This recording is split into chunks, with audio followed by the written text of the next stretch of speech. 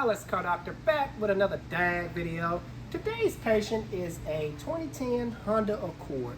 Customer complaint is sometime it'll start, sometime it won't start. She just replaced the battery, and I'm just gonna go ahead and beat you to it. It is not the alternator. As you can see, it looked like they were just throwing parts at the car. Brand new alternator. She just put that on there. So I'm not a fan of value. Nah, that doesn't help. So let's see what it's doing. The first thing we need to do is verify the customer complaint. So I basically just told you guys about intermittent start. Sometime it will, sometime it won't. So let's see when it starts today. She got the car towed in. The car cut out on her. It was, I guess when she do get it started, it'll do its thing, then it'll just shut off.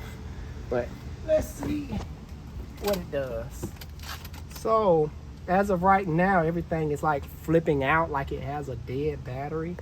So I'm gonna start there first because I have nothing, and the lights just like flashing, and nothing is coming on. You get that on camera? Yeah. Okay. So let's see. Got my volt ohm meter here, and we should be reading 12.6 on my battery voltage. We want to make sure we're getting power. So black on black, red on red, no surprise there. Look at that, 12.6. So now I get this a lot. Sometimes people will get their cars towed in. Or when I was a mobile mechanic, I got this a lot. People call me out and it'd be a bad battery connection. So we can quickly test for that right now. We can just move around the terminals like so. And let's see what it'll do now.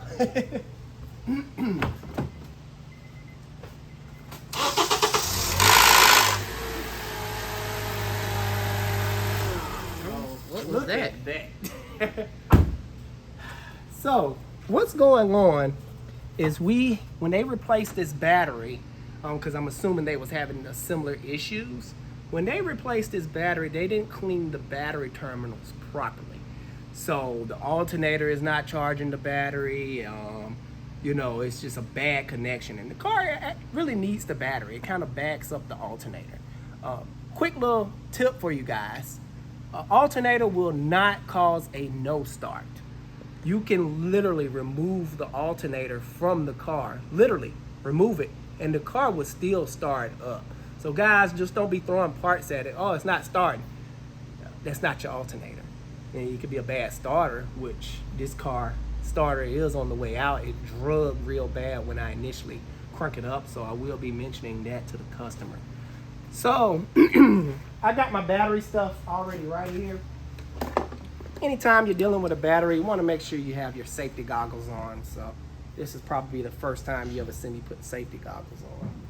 Let me see how you look.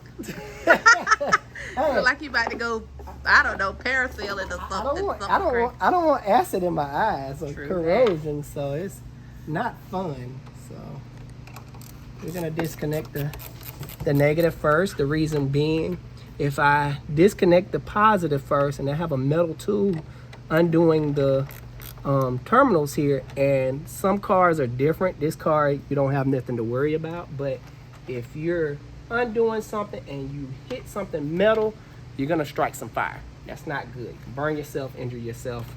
So always start with the negative first. So I'm gonna put that to the side. I think I already undid this. So guys, look at all that corrosion up in there. Hopefully you can see that. It does not supposed to look like that. Corrosion will cause bad connections. So we're gonna take my battery. Good catch, Alex. Take my battery cleaning tool. This is for cleaning the insides, like so, and side post batteries. You get it up in there. And this portion is for cleaning that. But I have a quicker way, and I'll show you that in a little bit. But as you can see, all that corrosion dust is kicking up pretty good.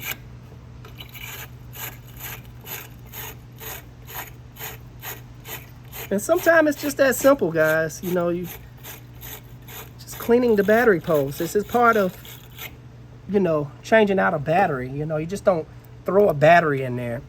Also, if you do see heavy corrosion, you can use Coca-Cola. I am gonna post a picture on the screen somewhere of a heavy corroded battery, and you can pour Coca-Cola on it to neutralize some of that battery acid. Man, this stuff will get in your mouth too. It tastes nasty. I hate when that happens.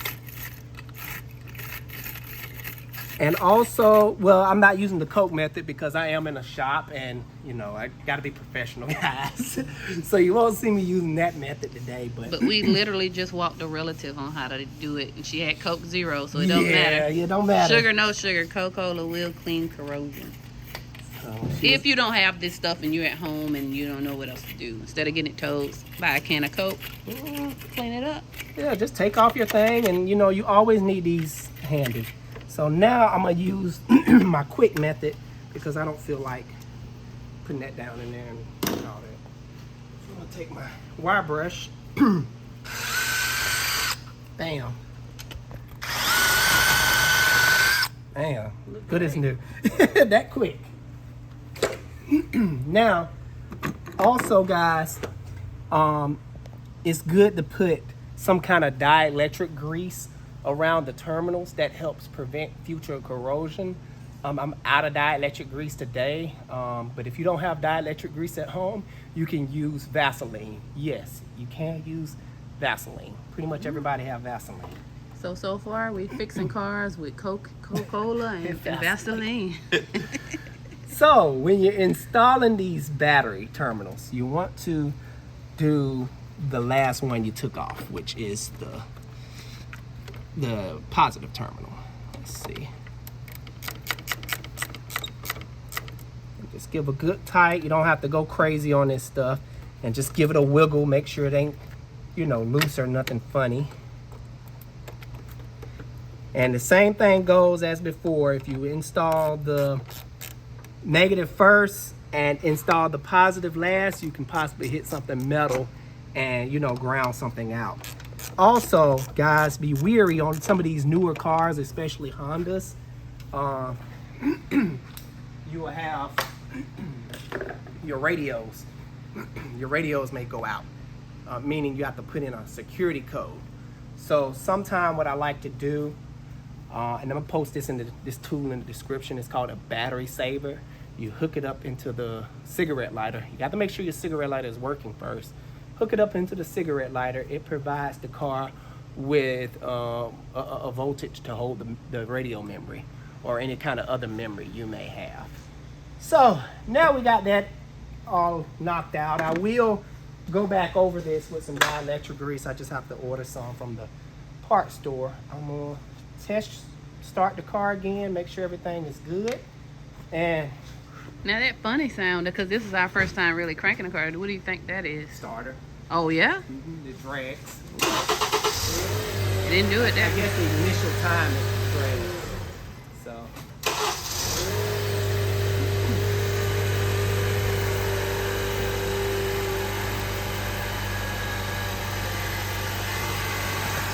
Perfect. Burn like a kitten. So guys, as you can see, it only takes, what, 3 to 5 minutes to properly clean And your I want to battery say, terminals. even though I'm your wife and I'm always going to speak highly of you, you know, being honest goes a long way, because we really could have told her anything because she already replaced the battery and alternator. You know, some shops will lie and say, oh, you need deep electrical work, and that's not the case. You need a whole engine wire harness. Well, you need a computer. Right. And they never sell, put it on and clean yeah. it. So that kind of scams are out there. So, So good be for you, babe. wary who you let work on your vehicle. Sometimes it's best. Just another quick tip for you guys. Ooh, it's hot. I had to turn off the fan. Like I mentioned always, I'm hot for you guys. So make sure you hit that thumbs up button. And if you really like this video, I have a super thanks button. And I want to give a shout out to one of my subscribers. I don't know who, but you know, they hit that super thanks button and, you know, bought me a beer. So I really appreciate that. But where was I? Tip. Another tip. I was talking about just the scam. Oh, tip. Guys, sometimes it's good to take whiteout and mark certain things on your vehicle, like oil filters. Say, for instance, the shops say you need a wiring harness, an engine wiring harness, or whatever wiring harness they're trying to replace. You can be like, okay, you go up there and be like, I want to see. You go up there with your whiteout, not, unknowing to them, and you just mark your wiring harness. That simple. Or mark whatever part. Yeah, try to mark it without them seeing, and that way you know if they actually put on your part. Absolutely. Because there's a lot of scammers out here that just want your money and not actually doing the work. So, that being said, I hope you enjoyed this video. Like always, Alex the Car Doctor out. Make sure you subscribe and hit that like button. See you guys on the next video.